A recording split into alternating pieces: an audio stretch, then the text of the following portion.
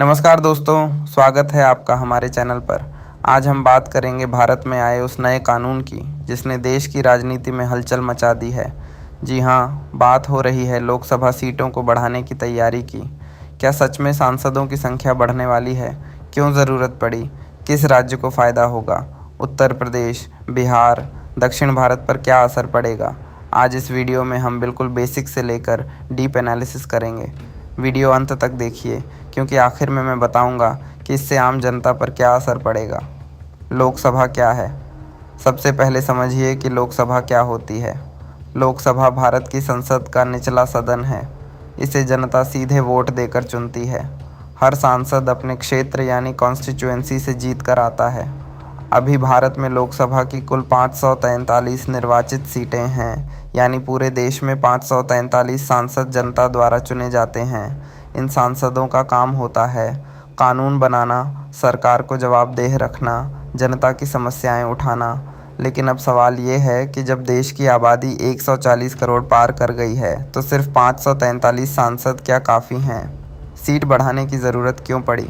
दोस्तों, जब 1952 में पहली लोकसभा बनी थी तब भारत की आबादी लगभग 36 करोड़ थी। आज भारत की आबादी 140 करोड़ से ज़्यादा है, मतलब जनसंख्या लगभग 4 गुना बढ़ गई, लेकिन सांसदों की संख्या लगभग वही है। इसका असर क्या है? एक सांसद पर बहुत ज़्यादा जनता आ गई है। कुछ क्षेत्रों में 20 लाख से ज़्यादा लोग एक सांसद के क्षेत्र में आते हैं। इससे जनता की आवाज़ कमज़ोर होती है। सांसद सब तक नहीं पहुंच पाते, क्षेत्र बहुत बड़े हो जाते हैं। इसीलिए अब कहा जा रहा है कि लोकसभा सीटें बढ़नी चाहिए। नया कानून क्या है? अब बात करते हैं नए कानून की।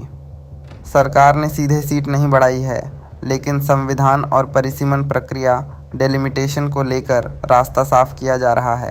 असल में भारत में सीटों का बंटवारा जनसंख्या के हिसाब से होता है, लेकिन 1976 में एक बड़ा फैसला हुआ था। लोकसभा सीटों की संख्या और राज्यों का बंटवारा फ्रीज कर दिया गया था, यानी जो सीटें थीं वही रहेंगी। फिर 2001 और बाद में इसे 2026 तक बढ़ा दिया गया। अब 2026 करीब है, इसलिए सरकार नई जनगणना और परिसीमन के बाद सीट बढ़ाने की तैयारी में है। यही वजह है कि इसे नया कानून या बड़ा फैसला कहा जा रहा है। डेलिमिटेशन क्या होता है? डेलिमिटेशन मतलब लोकसभा और विधानसभा क्षेत्रों की सीमाएं तय करना, यानी किस ज़िले में कितनी सीट होगी, किस क्षेत्र से कौन चुनाव लड़ेगा। जब आबादी बदलती है तो सीटों का बंटवारा भी बदलता है। अगर किसी राज्य की आबादी ज़्यादा बड़ी है तो उसे ज़्यादा सीट मिल सकती है। किन राज्यों को फ़ायदा होगा? अगर सीटें जनसंख्या के हिसाब से बढ़ती हैं तो सबसे ज़्यादा फ़ायदा इन राज्यों को हो सकता है: उत्तर प्रदेश, बिहार, मध्य प्रदेश, राजस्थान, झारखंड, हरियाणा, क्योंकि इन राज्यों की आबादी तेज़ी से बढ़ी है। विशेषकर उत्तर प्रदेश, जो पहले से 80 सीटों के साथ सबसे बड़ा राज्य है, उसकी सीटें और बढ़ सकती हैं। किन राज्यों को नुकसान हो सकता है? अब दूसरी तरफ दक्षिण भारत के राज्य चिंतित हैं: तमिलनाडु, केरल, कर्नाटक, आंध्र प्रदेश, तेलंगाना। इन राज्यों ने जनसंख्या नियंत्रण अच्छा किया।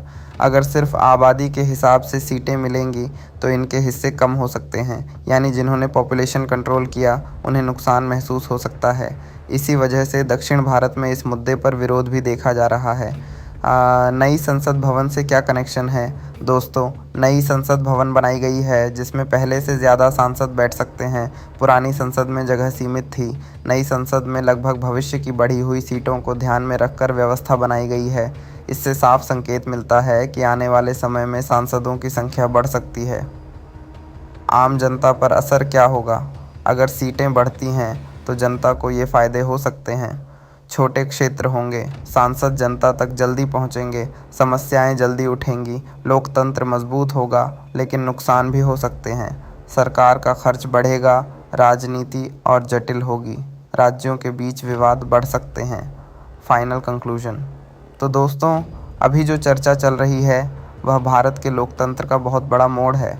2026 के बाद जनगणना और परिसीमन के आधार पर लोकसभा सीटें बढ़ सकती हैं। इससे उत्तर भारत को ज़्यादा सीटें मिल सकती हैं, जबकि दक्षिण भारत को चिंता है।